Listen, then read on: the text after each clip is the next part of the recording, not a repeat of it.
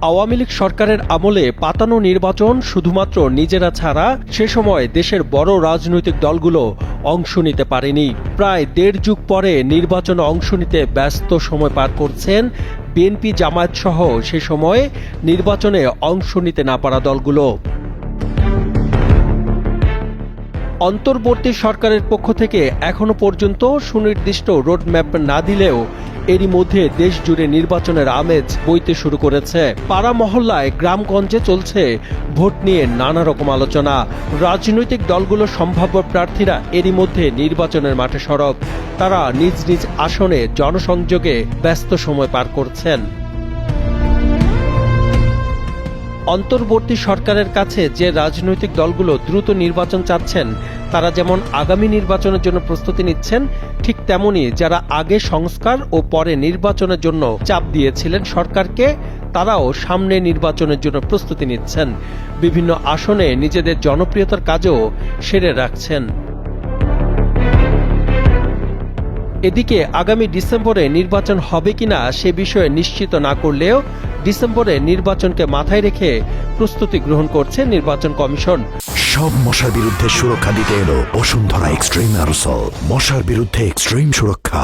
যদিও অন্তর্বর্তী সরকারের প্রধান উপদেষ্টা ডক্টর ইউনূস পরিষ্কারভাবে রাজনৈতিক দলগুলোকে জানিয়ে দিয়েছেন, যদি দলগুলো কম সংস্কার চায় তাহলে ডিসেম্বরে নির্বাচন, আর যদি বেশি সংস্কার চায় তাহলে 2026 সালে জুনের মধ্যে নির্বাচন হবে। নির্বাচনের সুনির্দিষ্ট সময় নিয়ে বর্তমানে রাজনীতির মাঠে চলছে নানা মেরুকরণ। 2008 সালের পর দেশের মানুষ নিজেদের ভোটাধিকার থেকে বঞ্চিত হয়েছে। দেশে একটি প্রজন্ম তৈরি হয়েছে যারা বিগত 3টি নির্বাচনে নিজেদের ভোটাধিকার প্রয়োগ করতে পারেনি। ফলে দেশের মানুষের কাছে এবারের নির্বাচনটি খুব গুরুত্বপূর্ণ। নিজেদের ভোটাধিকার প্রয়োগের জন্য মুখিয়ে আছে তারা। রাজনৈতিক বিশ্লেষকদের ধারণা, আগামী জাতীয় সংসদ নির্বাচনে প্রধান প্রতিদ্বন্দ্বিতা হবে দেশে বড় একটি রাজনৈতিক দল বিএনপি এবং সদ্য গঠিত শিক্ষার্থীদের নতুন দল জাতীয় নাগরিক পার্টি এনসিপির মধ্যে।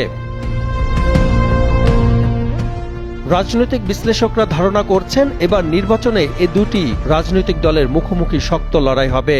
কিন্তু সাধারণ ভোটারদের মতে এবার ইসলামী দলগুলো ভোটের মাঠে বড় নিয়ামক শক্তি হিসেবে কাজ করতে পারে। সাধারণ মানুষরা মনে করছেন এবার ভোটের মাঠে এক্স ফ্যাক্টর হয়ে উঠতে পারে ইসলামী দলগুলো। এবারে নির্বাচনে যে দলই একক সংখ্যাগরিষ্ঠতা পাক না কেন, আগামী সরকার গঠনে ইসলামী দলগুলোর সমর্থন লাগবে। তবে ইসলামী দলগুলোর সমর্থন দুইভাবে হতে পারে। প্রথমত, বিএনপি বা এনসিপি আসন ভাগাভাগির মাধ্যমে ইসলামী দলগুলোর সঙ্গে সমঝোতা করতে পারে। দ্বিতীয়ত, নির্বাচনে জয়লাভের পর সরকার গঠনে ইসলামী দলগুলোর সহায়তা লাগতে পারে সংখ্যাগরিষ্ঠ রাজনৈতিক দলের। বর্তমানে দেশের রাজনীতিতে কয়েকটি ইসলামী দল বেশ প্রভাবশালী। এর মধ্যে শীর্ষ পর্যায়ে রয়েছে জামায়াতে ইসলামী। এছাড়া জামায়াতে ইসলামীর বাইরে রয়েছে হেফাজতে ইসলাম, এবি পার্টি, খেলাফত মজলিস, ইসলামী শাসনতন্ত্র আন্দোলন। এই দলগুলোর নির্দিষ্ট ভোট ব্যাংক ও জনসমর্থন আছে। তবে এই দলগুলোর সবচেয়ে বড় সম্পদ হল নিবেদিত কর্মী বাহিনী, যারা দলের প্রয়োজনে যে কোনো ত্যাগ স্বীকার করতে প্রস্তুত।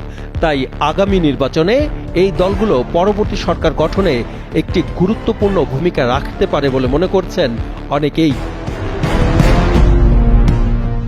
সাতমান সাকিব, কালের কণ্ঠ।